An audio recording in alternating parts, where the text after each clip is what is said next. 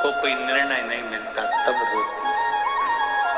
अश्वी, माता लक्ष्मी आज घोड़ी का स्वरूप धारण करी है, माता लक्ष्मी आज अश्वी का स्वरूप धारण करी है। और माता लक्ष्मी जब घोड़ी बन गई, अश्वी बन गई, आंख में से आंसू जो गिर रहा था वो आंसू देवादिदेव महादेव के शिवलिंग पर, जो पार्थिव शिवलिंग का निर्माण माता लक्ष्मी ने करा था, उस शिवलिंग पर अश्वी घोड़ी बनी माता लक्ष्मी की आंख के आंसू गिर रहे थे।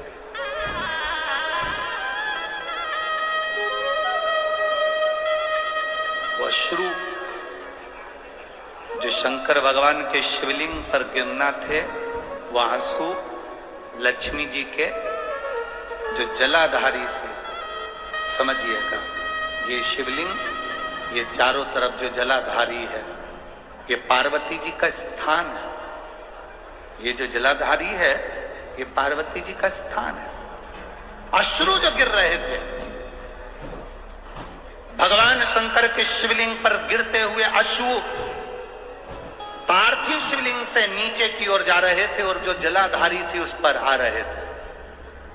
आप लोग जब जल चढ़ाते होगे, शंकर के शिवलिंग पर चढ़ा हुआ जल भी जलाधारी पर आता होगा। आता है कि नहीं आता? जम के तो बोलो जरा, आता है ना? शिवजी पे चढ़ा हुआ जल जलाधारी पर क्यों आता है? इस जल को डायरेक्ट बाहर क्यों नहीं निकाल दिया जाता है? शंकर का शिवलिंग अकेला क्यों नहीं रखते? उसको जलाधारी के साथ ही क्यों रखते? कभी कभी हम नर्मदेश्वर शिवलिंग लेकर आ जाते हैं, अकेला शिवलिंग रहता है, उसको कटोरी में रख लेते हैं। अकेला शिवलिंग रहता है, हम उसको कपड़े की चोमली बनाकर रख लेते हैं। अकेला शिवलिंग रहता है, हम उसको कहीं पर भी रख लेते हैं। पर उसको जलाधारी पर क्यों रखा जाता है? जलाधारी पर रखने का कारण क्या है?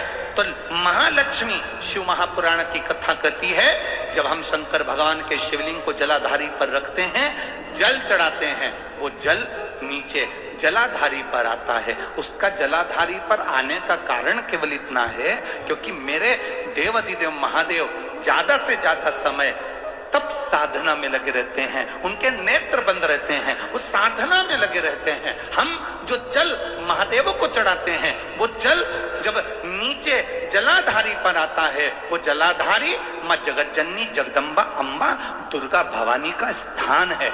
शिव जी हमको नहीं देख पाते हैं तो मां जगत धात्री 64 योगिनी हमारे ऊपर कृपा दृष्टि कर देती हैं और शिव जी से कह देती हैं। वो जो जल का महत्व है, वो जल जो शंकर भगवान पर चढ़ा, जलाधारी पर आया, और उस जल के महत्व को हम जाने कि हम नहीं कह पाए, पर वो जगत जननी के ऊपर जब जल जाता है शिव जी का चढ़ा हुआ, तब जगत धात्री दुर्गा भवानी स्वयं शिव जी से कहती हैं, ये रोज आती है, रोज रोती है, रोज जल चढ़ाती है, रोज प्रार्थना करती है, इसको तुम्हें स्वीकार करना पड़ेगा, इसका कल्याण करना पड़ेगा। रोज कहती है। चलो और सरल भाषा में समझ जाओ, मेरी धोलिया की जीजियों, बहुत सरल भाषा में समझो। अगर ये समझ में नहीं आए तो सरल भाषा में ही समझो। तुम्हारे घर में काम करने वाली जो नौकरानी हो, सेविका हो, दासी हो, वो कभी सेठ जी से नहीं कहती कि मुझे 500 रुपए की जरूरत है। बोलो सही है कि गलत है? जम के बोलो जरा, सही है। वो किससे कहती है? बोलो बोलो बोलो, जम के बोलो जरा। जो काम करने वाली होती है, अगर वो काम कर रही होती है, वो सेठ जी से नहीं कहती कि मुझे 500 की जरूरत है, कि 10,000 की जरूरत है, कि 5,000 की जरूरत है, कि 600 रुपए की जरूरत है। वो किससे कहेगी? सीधे सेठानी जी से। भाभी जी, माता जी, जीजी, ओ जीजी, बच्चे की फीस जमा करना है, क्या मुझे 600 रुपए दे दोगी?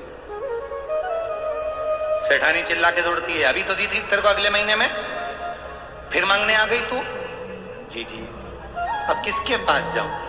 आप ही तो हो ना, मैं किससे कहूंगी? कहूंगी तो आपसे। जी जी, आप दे दोगी ना?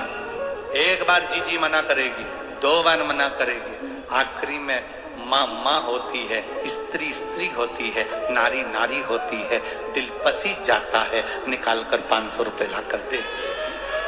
ले, कब देगी तू? दे दूंगी मैं मालूम पड़ा वो काम छोड़ के दूसरी जगह चली गई, परंतु इसको मलाल नहीं है। हो ठीक है, दे दिया सो दे दिया, गया ना कोई बात नहीं, चले गया ना कोई बात नहीं, मलाल नहीं। स्त्री नारी का दिल हृदय पसीज जाता है।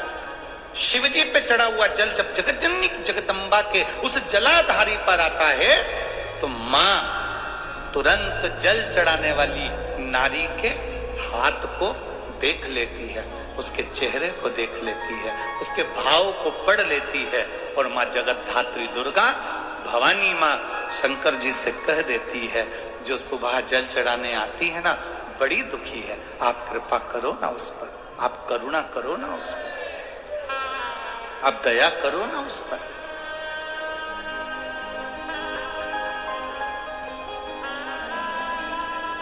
आप कृपा करो। और दरबार है भोले का, भोले दर्द मिटाते। पार्वती जी शिव जी से कहती है, तुम्हारे दरवाजे पर कोई जल चढ़ाने आया, तुम्हारे दरवाजे पर कोई एक लोटा जल समर्पित करने आया, उसके दुख को देखकर आप दुखी होना है, आप कैसे ना माने।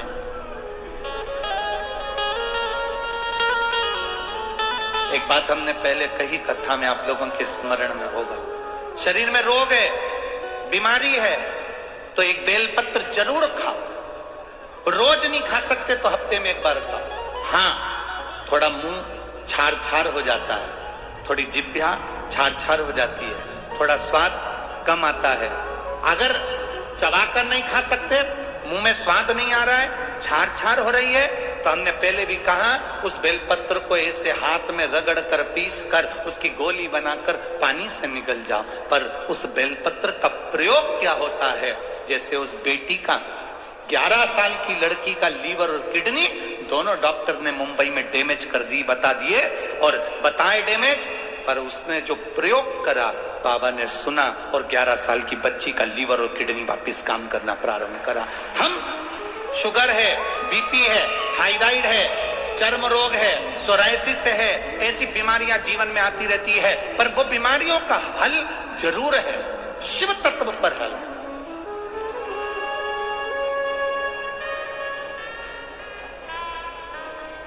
ये रुद्राक्ष का पानी कोई नहीं पीता था, कोई नहीं जानता था कि रुद्राक्ष का पानी भी पिया जाता है। रुद्राक्ष को तांबे के लोटे में गलाकर शिवजी को चढ़ाकर उस पानी को, सीहोर का रुद्राक्ष मिल जाए तो उस पानी को पिया जाता है। सीहोर का रुद्राक्ष बाहर तक गया, काशी तक गया और रिसर्च करा गया कि आखिर रुद्राक्ष के जल से कैंसर कैसे ठीक हो रहा है। आपने भी अखबार की रिपोर्ट पढ़ी होगी कहीं ना कहीं, कैंसर कैसे ठीक हो रहा है, रुद्राक्ष के जल से लीवर किडनी कैसे ठीक हो रहा है। रिसर्च करा गया, 14 चूहों पर, जिन चूहों को कैंसर हो गया था, उन चूहों पर, कैंसर वाले चूहे पर रिसर्च करा गया और रुद्राक्ष का जल का प्रयोग करा गया। तब रिसर्च सेंटर में रिसर्च में निकला कि रुद्राक्ष का जल इतना कारगर है कि कैंसर को भी समाप्त कर सकता है। वो बल है उस रुद्राक्ष।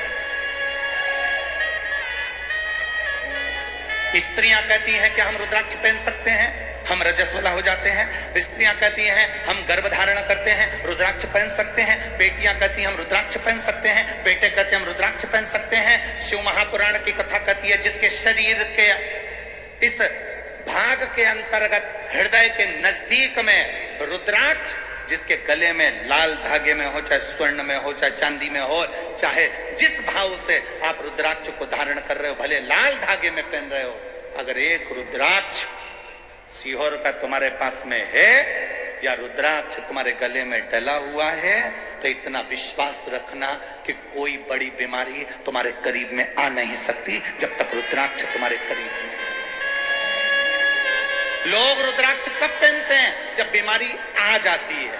फिर पंडित जी से पूछते हैं महाराज जी बताओ क्या करें, तो महामृत्युंजय का अनुष्ठान करवा लो, रुद्राक्ष की माला पहन लो, रुद्राक्ष पूछते महाराज जी बताओ क्या करें, तो महामृत्युंजय का अनुष्ठान करवा लो, रुद्राक्ष की माला पहन लो, रुद्राक्ष धारण कर लो। कौन सा मुखी पहनूं? 1 मुखी पहनूं, 5 मुखी पहनूं, 7 मुखी पहनूं, 10 मुखी पहनूं, 14 मुखी पहनूं, 21 मुखी पहनूं? शिव महापुराण की कथा कहती है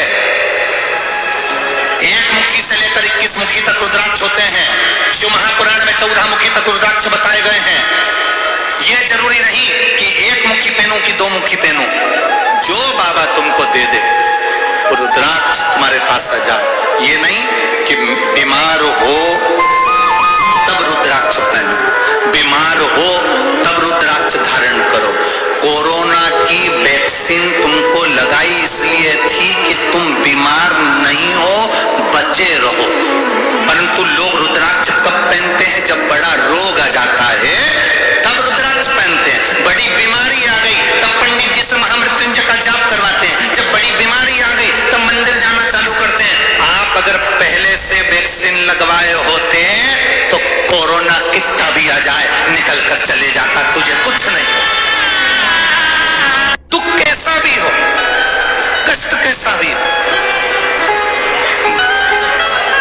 बेटियां कहती हैं हमारा पति अच्छा नहीं है, हम तलाक लेंगे।